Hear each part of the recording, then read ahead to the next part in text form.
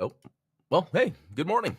Welcome to the Blue Gamer Bluecast Morning Show. I'm your host, Adam Blue, 30 plus year video game enthusiast and industry analyst. And today, for May 12th, 2025, we'll jump into the latest gaming news where I've been playing stuff like that. Morning, Ultronomus. Hey, Jim Killix. Good to see you guys. This weekend was pretty interesting. My son had a friend over. They were playing video games in the living room. And I don't think it's their fault, but it's just they were the last ones to use the TV. And then the black light on the TV just went out because we would turn on the TV and not see anything. And we're like, well, what's going on? So, um, and we were able to, shine the flashlight through the screen and see behind there is a picture. So it had the black light or the backlight went out. And so we were debating what to do because we really don't want to buy another TV, but it's nice to have a TV in the living room. It's actually used quite a bit. And then I'm thinking, oh, if we're going to get a new TV, let's make sure we get 120 hertz, this, that, the other. But to be honest, because I'm not using that TV much for gaming and it's more casual gaming, I was like, no. Let's look for something that's like 60 hertz, but high end. And we found very nice Samsung TV that has built-in Xbox stuff. Took it home, plugged it in. Same problem, right? It doesn't make any sense. We couldn't see through, we could see this picture back there. We could hear everything, but there was no backlight. It's like, okay. At this point, it's something that we did and we just don't realize it. So there was another TV we had in the garage. Now, the TV that we already had in the living room, 6 years old, the one in the garage, even older. And we're like, well, let's just bring the one in the garage into and it was in my youngest's room, but he didn't want it anymore. We had it in the garage, and then we decided to plug it into the living room, and it was working. We're like, oh, great.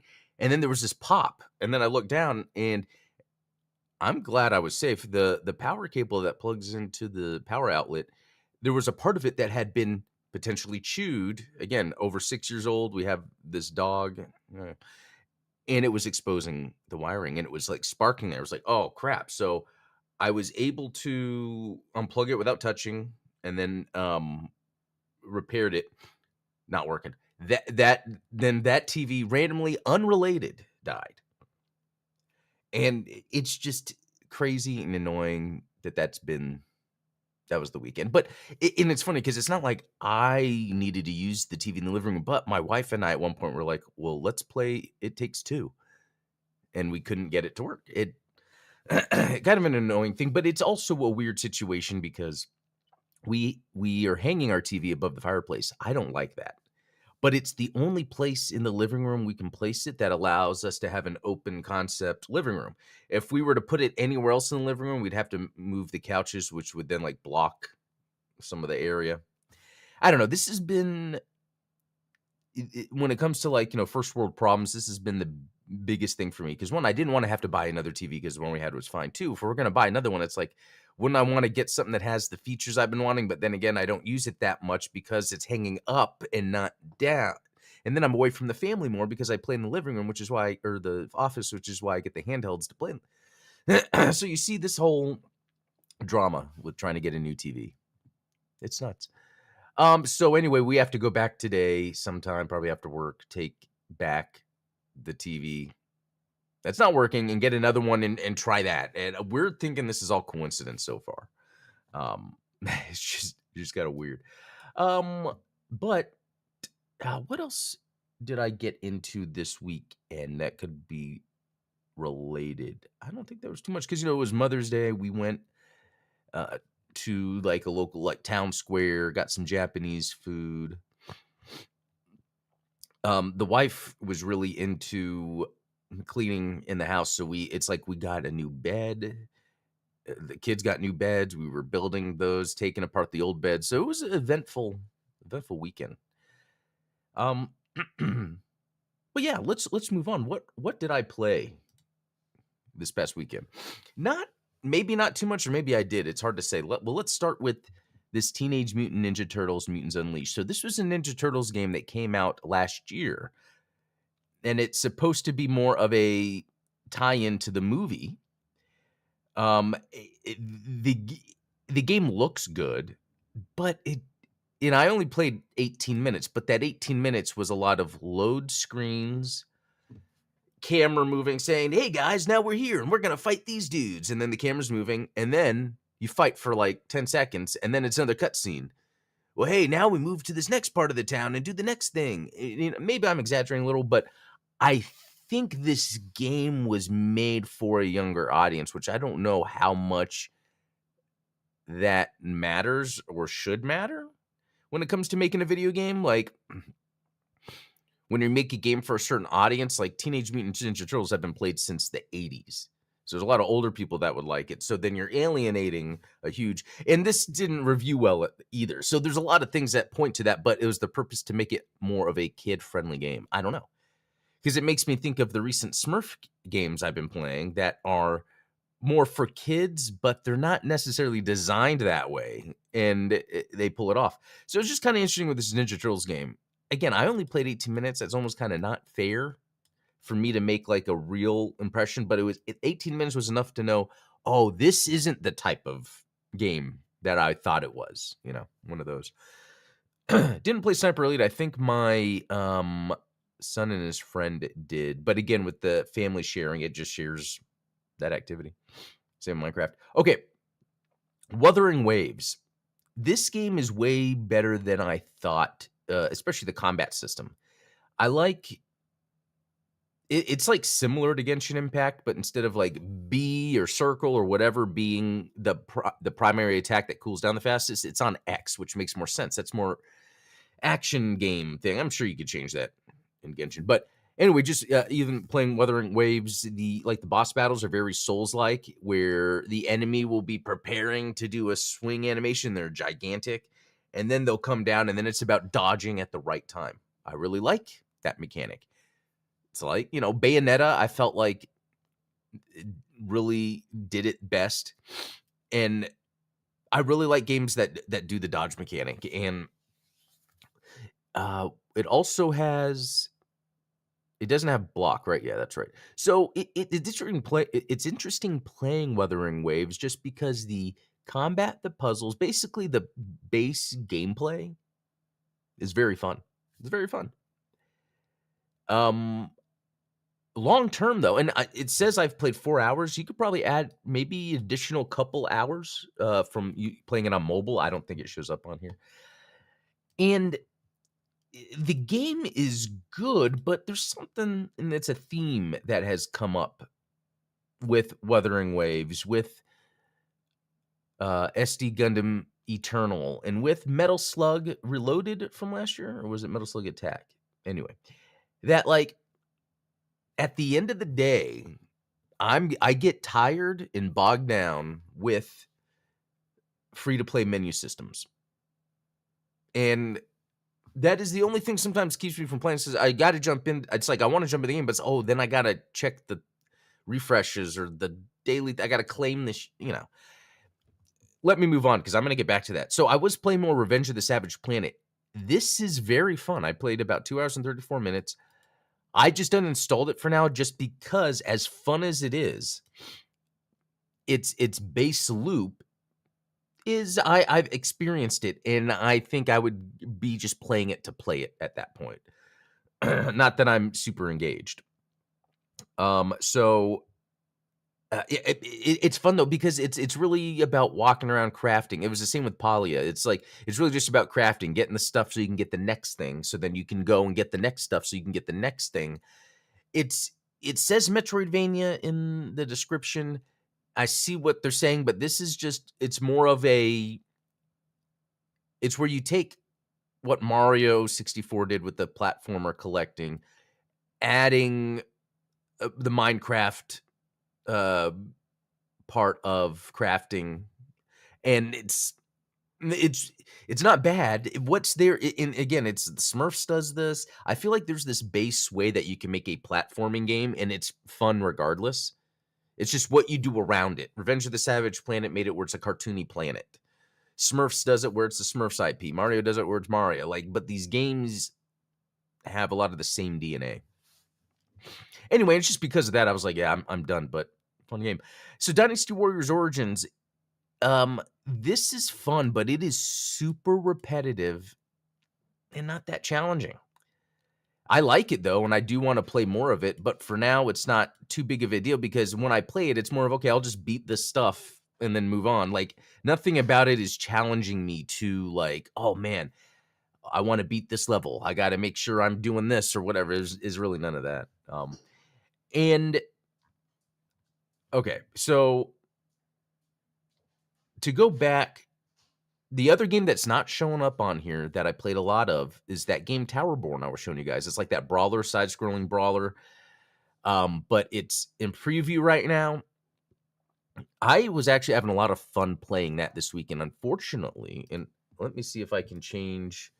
Um, it says I've played 2 hours. I think I've played more than 2 hours, but it says I've played 2 hours. Um, it does the same thing as Wuthering Waves, Metal Slug Attack. Wait, is it called Metal Slug Attack? Hold on, Metal Slug Attack. No, it's Metal Slug Reloaded. Yes, Metal Slug. Wait, it's called Metal Slug Attack Reloaded. Whatever the Metal Slug game that came out last year was. Okay, so let me back up. The Metal Slug game, Wuthering Waves, Towerborn, SD Eternal. What these games do is they have a core gameplay loop that works. It's stuff that have been used in games before. Metal Slug has done this. I mean, other Metal Slug games. SDG Generation has done that. Wuthering Waves is just taking the open world kind of action thing. Towerborn is just a Streets of Rage clone, but they're all buried under menus of free to play nonsense. And that's the thing. Right now, Towerborn is in game preview, and you have to pay for it unless you have Game Pass. But it is going to be a free to play game. And so when I'm playing all these games, I haven't played Metal Slug in a while. I played a lot of that G Generation Eternal. It's been about a week. But all of these games, you are spending more time in menus and managing the systems than you are playing the games. And that bothers me sometimes because I'll be playing a game and then I get this sense when I'm spending my time in the menu systems claiming things. Oh, I have to get this thing to get that thing. So, okay. Like it's like when I start doing that, I get that feeling and I'm like, this isn't fun. This isn't how I want to spend my time playing the game. And it's too bad because I was getting to a point in Towerborn where I'm like, wow, I get this game. I get the loop. Once you've satisfied all the daily requirements and the crafting thing, it's like, and then even if you get that done to get to where you want next in the game, then more of those elements are introduced. So again, Towerborn, Wuthering Waves, that G-Gen Eternal. I don't play them as much as I would because they're using mobile systems. The gameplay itself is managing resource menus. It's too bad. I've seen it too much. Especially Towerborn. I didn't think it would be like that when I got into it. So let me see. Is there anything else on what I've been playing? And yeah, I would say my gameplay this weekend wasn't as interesting as it was more self-discovery, kind of figuring out what game do I really want to play right now, and what am I seeing across these games that I enjoy, but they all have this common thing that makes me not want to play them. It's the mobile systems. I want to try to get a term or a word to better describe what is going on, because it's not just that it's mobile. It's where a lot of the gameplay is going into menus or doing side game stuff that supports the main game, you know. Okay, let's move on to some other news, and I think some of it is going to be related to that. So Giant Bomb, we talked about last week where, you know, they were going to get shut down, and I guess they bought themselves from Fandom or whatever. So now they're going to go independent, which should have been the thing the whole time. And it was funny, Jeff Gerstmann original founder of Giant Bomb, was talking about all this on his YouTube. And it's like when they were hiring on Jeff Grubb, he's like, you do know we got bought by CBS, and this is probably not going to be. And it's funny how like there's a lot of these things that are very obvious, especially in just workspace. You know, people complain about layoffs, but they'll work with companies that do layoffs, and they won't necessarily train for other things to prepare for layoffs. And it's kind of like the same thing, how people will complain about the games journalism jobs, but you know, so I guess what I'm getting at is very interesting. The Giant Bomb people were able to retain Giant Bomb because obviously it wasn't really worth that much in the first place. And I'm not saying that's a bad thing. I think that's a good thing because it's kind of like the thing I'm talking about with the video game market, where a lot of times video game publishers are like, okay, let's cast that wide net. Let's get everyone. But the way I think fandom treats itself when it was hoping to treat Giant Bomb and GameSpot is that, oh, we get everyone that's into gaming to come to us. And that's not what Giant Bomb is. And so it's good that Giant Bomb is able to be like, no, we're a small segment, we're a small slice. And that's why they were able to just get it back from a corporation so easily.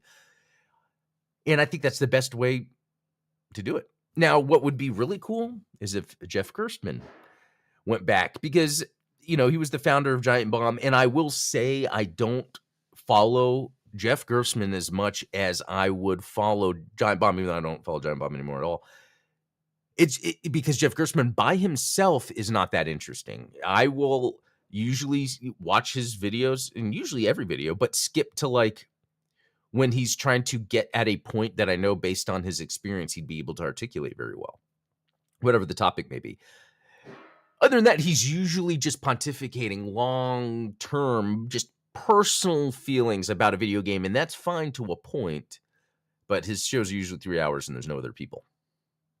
Anyway, what I'm trying to get at is, even though that doesn't work for me, that works for him, and he's successful doing it. And it's a small niche community that can maintain the presence. So that's what's cool about Giant Bomb. They already have probably enough fans that will be able to support them to keep going. And this is what needs to happen in the future because what Giant Bomb's doing is no different than what I'm doing. I'm just making the content myself, putting it out there. A company's not telling me what to do. That is the future of the stuff. That has always been the future since in my video, I think last week, around 2010. Once we saw how Polygon was made out of Vox Media and what that took, that was a corporate way to make what seemed like a cool, chill place online. It's like, oh, wait a minute. It's still corporate at the end of the day. And these things then will happen. So that's pretty cool. Pretty cool that they are back in action. Okay, gotcha filler. That could be a good quick term for that. Okay. So Telenet Shooting Collection 2 announced for Switch. I haven't read this, I just saw this, but Idea has announced Telenet Shooting Collection 2 for Switch, which will include ports of 4 shoot-'em-up games originally developed and released by Telenet Japan. Okay, I've heard of Final Zone 2, but I don't know if I've heard of these others. This is really cool. It might only be Japan. There's another Switch shooting game, and I think it's Macross that only came out in Japan, 1983. That was the year I was born. I love these shooting collections. I need to figure out how to get these because I think it's Japan only, but I think with a Switch, you could just sign into a Japanese account. I want to say I did that. I don't know. Okay, does it say when it is releasing? No, but it has the dates of the other games, which is pretty cool. Oh, yeah, 8/28/2025. So there's some time to figure out how I can get these games. And that's the thing I think of. This just says Switch. And Switch 2 will be out by then. So the assumption will be this game should just work. Unless it's like a big first-party game. All right, Sega announces latest Virtua Fighter is coming to Switch 2, PS5, and Xbox. So that's cool. It came out on Steam in January, like the end of January. I didn't pick it up. I planned it to. It's still on my wish list. I just haven't got it yet. But it is really cool that they're now gonna be releasing it on the other console, so it kinda keeps it, um, what am I trying to say? It's, like, relevant, I guess, for a time. I love playing through the single player or campaign stories of fighting games. Like, it's even if it's just the arcade mode and you play through with a character and then you unlock something, I kinda like that. I need to do that with this one. Um, let me see. So it's really cool because, they have the new Virtual Fighter coming out, so they kinda released this on PC and now the other consoles. It's pretty cool that, um, that Sega's doing that. Let's see. Let me see if it's on sale anywhere. Yeah, 13.99 on Humble Bundle. So yeah, 13.99 right now. You can get Virtual Fighter 5 Revo. All right, the first Descendant Season 3 update, Near Automata collaboration announced. Okay, that's all I need to say. So I played First Descendant when it like first dropped. It might have been the beta, and it was pretty neat how you're kind of running around and then there's fighting and other people fighting. But again, it's really hard to play these free to play games. Again, I was just kind of mentioning because sometimes the menus will bog me down and then I don't want to go back. It could be the same here, but so let's see. A new Massive Field. Don't know much about that. It's gonna have a new vehicle, new content, new feature, a lounge. Interesting. A place to chill and take a break. I always feel like games should have that, but adjacent to like the main game, so you can take a breather but still be in the game and interact with people. Okay, story, a new Descendant, a new Ultimate. Okay, and then the crossover. Um, so I guess what you just get the character or a skin. I don't know. Let's see. Yeah, literally all the cosmetics announced were were for the waifus. Kind of glad they decided to give up on PS4 for next gen only. Oh, okay. Interesting. It's interesting when you hear games do that. Give up on PS4 just because that and Switch still has such a large market. Um, okay. Pocket Pair is changing Palworld further due to ongoing Nintendo and Pokemon lawsuit. Now, this is too bad. A lot of the things that they're having to change is stuff that's in smaller indie games.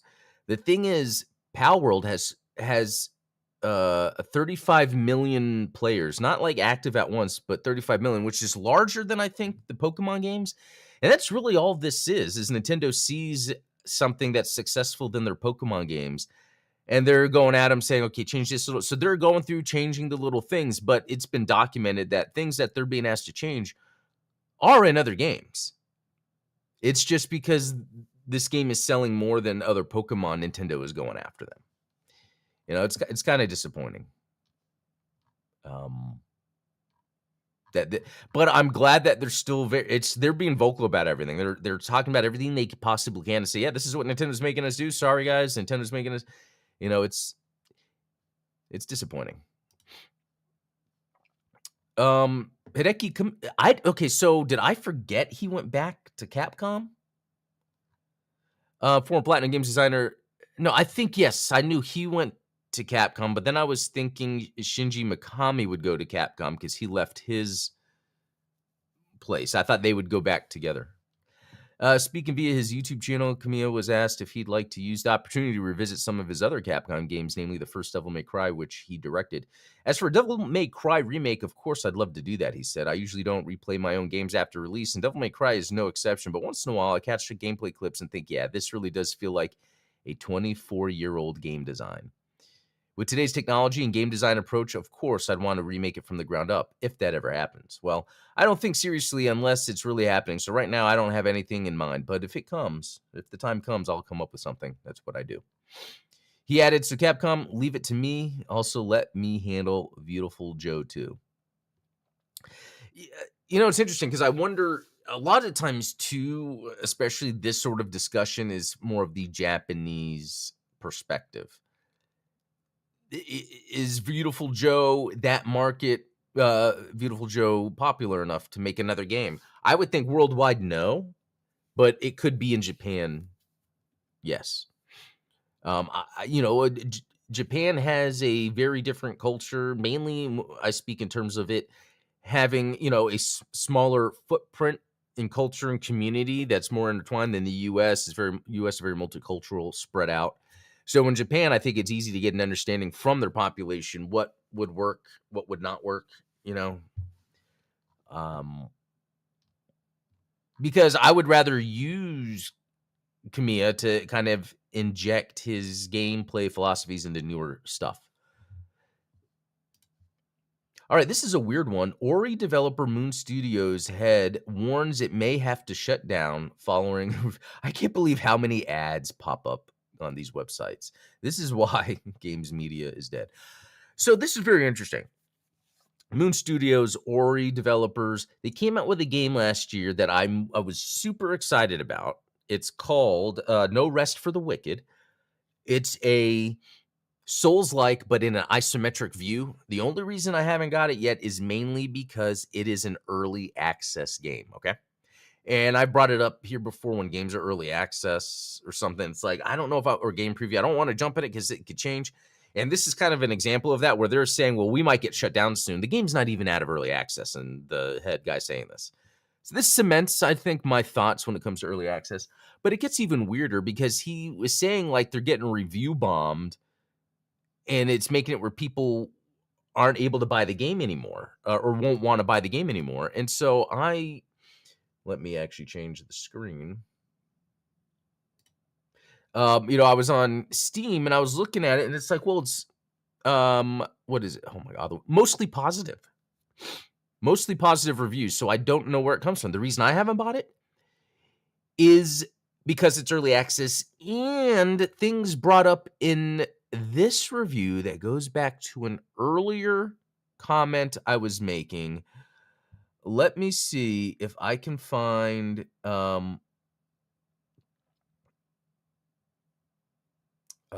okay, like you can only fast travel back to the last fast travel point. Like there is this thing in games where sometimes they try to make it difficult, but then it's a little too hard. Example, Gal Guardians, Servant of the Dark, that came out this year, a game I played, and I wasn't too excited about it, so I stopped. One of the main gripes was the fast travel system didn't work. And it's not about making it easy for the player, it's about making it make sense for the player. Eventually, they patched the Gal Guardians game that came out this year to update the fast travel system to make it more manageable. So, in my opinion, sometimes when someone complains about fast travel, I'm like, oh, maybe you just don't like that. But no, I could see it being implemented wrong where the developers had something in mind. But then as the players playing it, since they don't really know what the end game is to them, they feel like they're just wasting their time. And then something in here said exactly what I needed. Okay. Okay, I don't want to not talk, but somewhere in here someone said, okay, okay, my real gripe, which is the MMO style mechanics, a community chest in the game and no multiplayer, having to wait real life days, weeks for quests to reset in a single player game. Shops that only seem to reset once per real life day. Crafting and smelting, refining materials takes far too long. It's basically a mobile game style timer. This is kind of going back to this main thing that was making me disappointed with some games.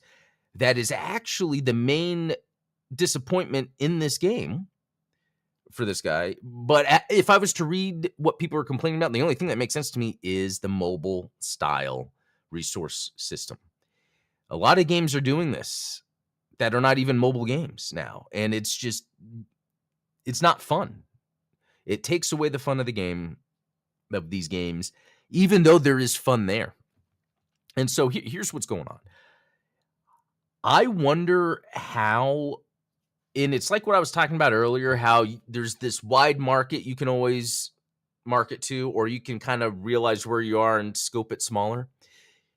As gamers like myself, do we not realize the majority of people that do play games like these menu style loot systems? And that's why then they do it and it works. Or is it strictly it just makes us the most money we're gonna do it no matter what. Because at the end of the day, you're spending more time doing things that aren't gameplay. It's and I wouldn't even say it's stat building. It's getting all the resources required to keep going, and it's getting you out of the game to do that. And these games do this. And again, this is coming from like a personal, more of my personal feelings on games that do that. I didn't grow up playing mobile games. It could be that there are people that grew up playing mobile games that have these menus that guide them to get the gems they need to then get this thing so then they can maybe that's just the new way people like to play games and now they're adding it. But this game I was super excited about in early access. Also, it's like this does everything a non-confident game would do, and I'm not even looking at the right. But notice, Rick, it's early access, but you have to buy it right now. It will be free when it comes out. But also, it has that mobile game timer cooldown stuff that it shouldn't. It's so bizarre. But also, how they're like, oh, we have to shut this down because of the review bombing. Yet it's mostly positive. The other bit of information I didn't share is they bought the rights to publish it from their publisher, which who knows what that was. Was it where they didn't think the game was going to do good? Yeah, you could buy it from us cheap. Or did they spend a lot of money? And so that's why now they're saying, hey, we can't, this game might not be able to keep going. Anyway, I thought this was a pretty interesting insight into the background of video game development to see like you got to foundationally know what you want your game to be.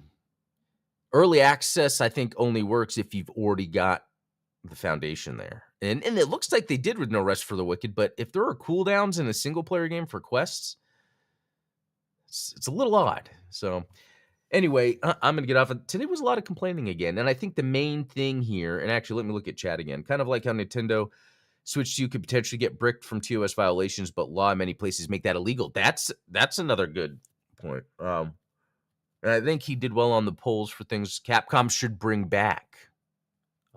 That's always a good one. All these issues listed were what helped kill the original Final Fantasy XIV. Interesting.